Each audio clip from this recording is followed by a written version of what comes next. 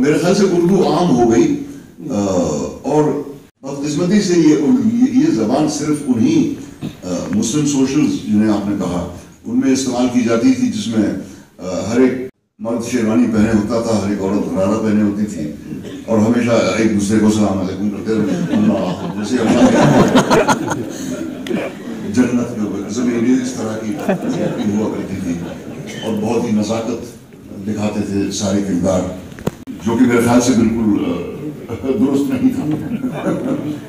لیکن کم از کم اردو کے شاعروں کو اور اردو کے مصنفوں کو موقع تو ملا اپنے ہنر دکھانے کا, جیسے صاحب الدھیانوی صاحب یا کیفی اعظمی صاحب یا اختر علی مان صاحب جنہوں نے فلموں کے لیے کم لکھا, یا جانثار اختر صاحب.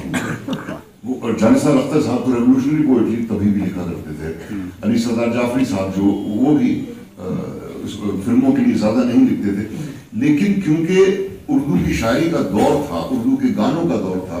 اب آج کل آپ گھٹا یا بادل یا زلف اس طرح کے الفاظ سنیں گے ہی نہیں فلمی گانوں میں.